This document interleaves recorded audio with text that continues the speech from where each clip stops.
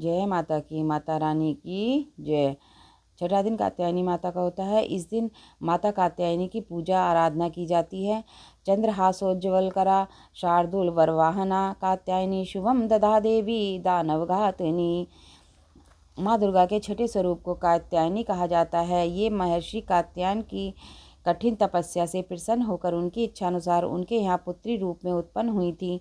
महर्षि कात्यायन ने सर्वप्रथम इनकी पूजा की, इसी कारण से ये कात्यायनी नाम से प्रसिद्ध हुई। नवरात्र के छठे दिन साधक का मन आज्ञा चक्र में स्थित रहता है और साधक माँ कात्यायनी के चरणों में अपना सब कुछ न्यौछावर कर देता है। परिपूर्ण आत्मदान करने वाले ऐसे साधक को सहज भाव से माँ कात्यायनी के दर्शन प्राप्त होते हैं। इनका साधक इस लोक में रहते हुए भी अलौकिक तेज से युक्त हो जाता है। योग साधना में इस आज्ञा चक्र का अत्यंत महत्वपूर्ण स्थान है। माँ कात्यायनी अमोघ फलदायिनी माता है। बोलो माता दुर्गा देवी की जय। 9वां अध्याय निशुंभ का वध। इस अध्याय में शेरावाली माता ने निशुंभ का वध किया है। राजा ने कहा, हे भगवान, आपने रक्त बीज के वध का वर्णन तो मुझे सुना दिया, अब आप उसके आगे का वृतांत बतलाइए कि उन शुंभ और निशुंभ दानवों ने क्या किया। ऋषि ने कहा, हे राजन, युद्ध में रक्त बीज तथा अन्याय असुरों के विनाश से शुंभ निशुंभ के क्रोध का पारावार न रहा। अपनी विशाल सेना का संहार होते देखकर निशुंभ देवी की ओर दौड़ पड़ा। उसी के साथ दैत्यों की प्रमुख सेना भी थी। उस राक्षस के अगल बगल भीमकाय दैत्य उसके अंगरक्षक के रूप में मौजूद थे। वे सभी क्रोधपूर्वक देवी वध से के निमित्त तत्पर होकर आगे आ गए। मातृगणों से युद्ध करने के बाद महापराक्रमी शुंभ भी चंडिका वध के लिए वहां आ पहुंचा। अब तो देवी के शुंभ निशुंभ का घोर युद्ध छिड़ गया। वे दोनों महाबलवान दानव देवी पर मेघों की भांति मूसलाधार बाण वर्षा कर रहे थे।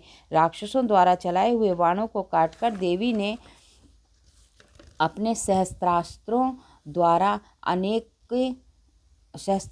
द्वारा उनके अंगों को वेध दिया।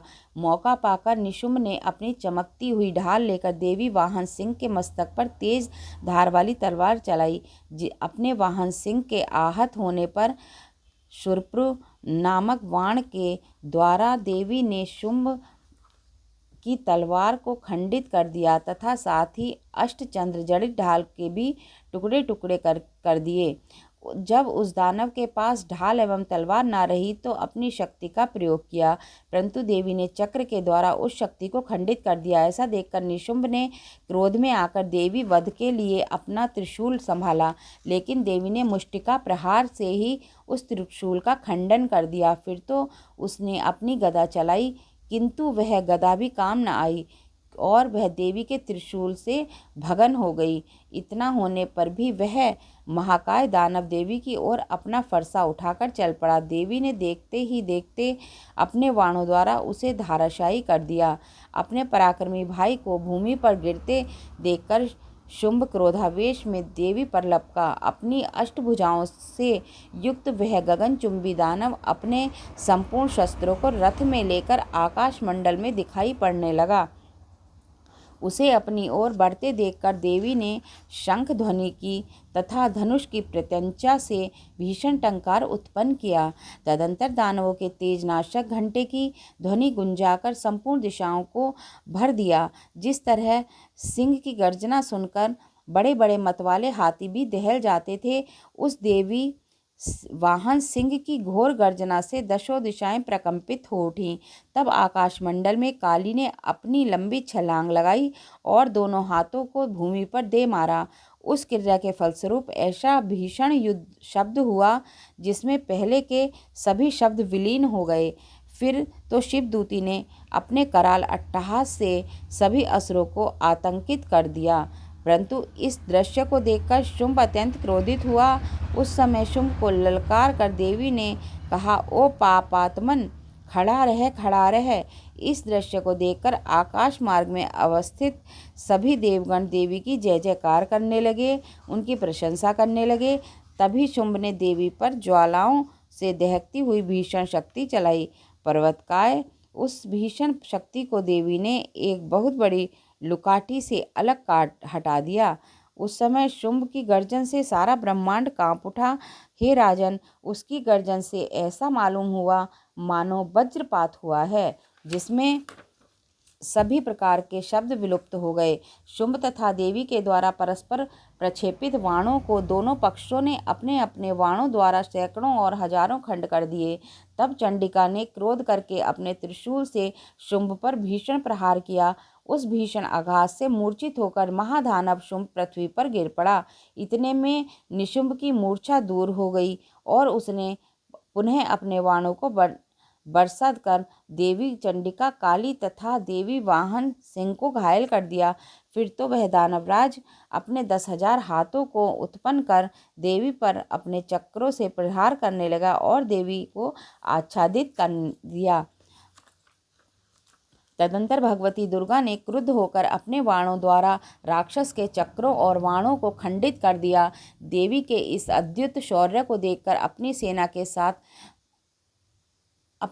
के साथ निशुंभ हाथ में गदा लेकर देवी वध के लिए आगे बढ़ा। देवी ने तुरंत ही अपनी तीक्ष्ण तलवार से उस दानव की गदा को काटकर गिरा दिया। गदा विहीन होते ही उसने हाथ में त्रिशूल उठा लिया। देवताओं का उत्पीड़क निशुंभ जिस समय त्रिशूल लेकर दौड़ा, उससे पहले ही देवी ने अपने शूल द्वारा उसके हृदय को वेध दिया। उस शूलाघात से छाती छिदते ही उसी के समान भीमकाय आकृति वाला दानव उसके वक्ष से प्रकट हो गया और वह नया दानव खड़ी रह ऐसा कहने लगा। उस नए दानव की बात पर देवी अट्टहास करने लगी और अपनी तलवार से उसका सिर काट डाला। वह दैत्य वही भूमि पर गिरकर शांत हो गया। उसके गिरते ही देवी वाहन सिंह उसकी गर्दन चबाने लगा। इस दृश्य को देखकर रोए रोए खड़े हो जाते थे। सिंह की तरह ही काली और शिवदूती ने भी अन्य राक्षसों का भक्षण करना शुरू कर दिया। कौमारी की शक्ति से विदारित होकर कितने ही दानव नष्ट हो गए। ब्रह्माणी के मंत्रपूत जल के सिंचन से कितने ही दानव तेज विहीन होकर रणभूमि से भागने लगे। माहेश्वरी के त्रिशूल प्रहार से कितने ही दानव छिन्न छिन्न हो गए। वाराही के थुतुन की मार से कितने राक्षस चकनाचूर हो गए। वैष्णवी ने अपने चक्र से दैत्यों के टुकड़े टुकड़े कर दिए। ऐन्द्री के वज्रघात से कितनों के चीथड़े हो गए। उस भयंकर समर में कुछ असुर नष्ट हो गए, कुछ अपने प्राण बचाकर रणस्थल से भाग चले तथा असंख्य दैत्य समुदाय काली देवदूती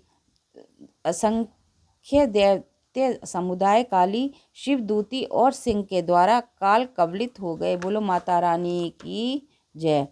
10वां अध्याय शुंभ वध। इसमें शुंभ का वध किया था माता रानी ने। ऋषि ने कहा, हे राजन, अपने भाई निशुंभ तथा दानवी सेना का विनाश देखकर शुंभ ने क्रोटाविष्ट होकर कहा, दुष्ट दुर्गे, तू अपने बल पर गर्व ना कर। तू दूसरी स्त्रियों की सहायता लेकर और स्वयं को स्वाभिमानी बनकर लड़ रही है। शुंभ के उत्तर में देवी ने कहा, अरे दुष्ट, मुझे केवल अकेली ही समझ।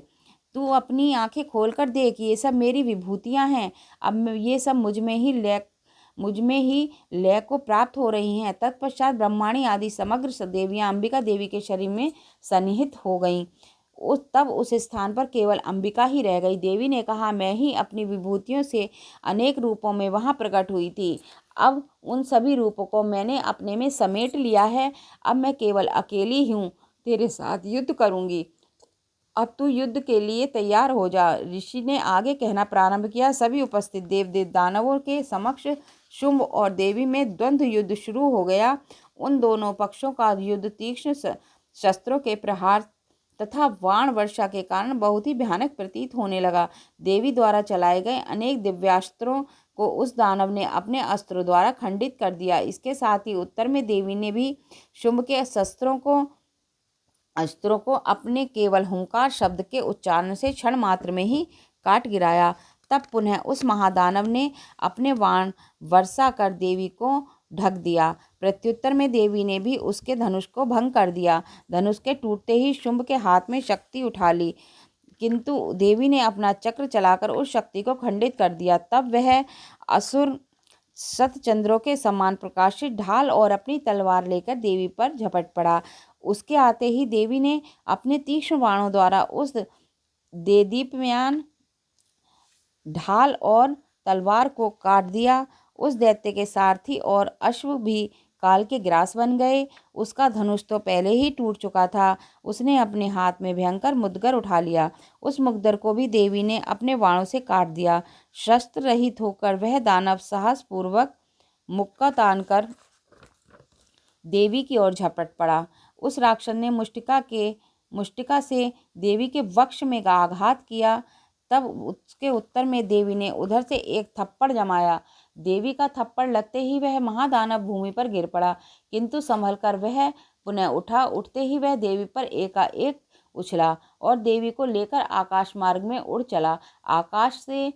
आकाश में निराधार स्थित होकर देवी के साथ शुंभ का मल्ल युद्ध होने लगा।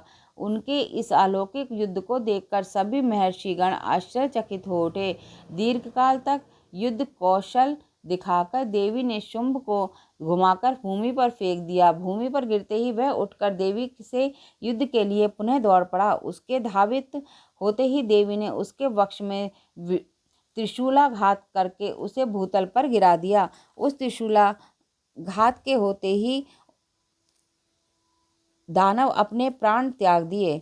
ने अपने प्राण त्याग दिए। अंतो गत्वा वह दानव समुद्रों, द्वीपों, पर्वतों सहित पृथ्वी को प्रकंपित करता हुआ भूलुंठित हो गया। उस दुरात्मा की मृत्यु से संपूर्ण ब्रह्मांड आह्लादित हो उठा। आकाश निर्मल भासित होने लगा। आकाश से उल्कापात तथा उत्पात सूचक मेघ आदि सभी शांत होकर स्थिर हो गए एवं नदियां अपनी स्वाभाविक गति से प्रवहमान होने लगीं। उस महादानव के वश से संपूर्ण देवों को अपार हर्ष हुआ और गंधर्वादि गण मधुर कंठ से गान करने लगे। अन्य गंधर्वों के साथ देवांगनाएं नृत्य करने लगीं। विशुद्ध वायु का संचार होने लगा तथा सूर्य की मलिनता दूर होकर उनका तेज प्रतिभासित होने लगा। अग्निशाला की बुझी हुई अग्नि पुनः प्रदीप्त हो उठी तथा समस्त दिशाओं में गुंजित भीषण कोलाहल भी शांत पड़ गया। बोलो माता रानी की जय।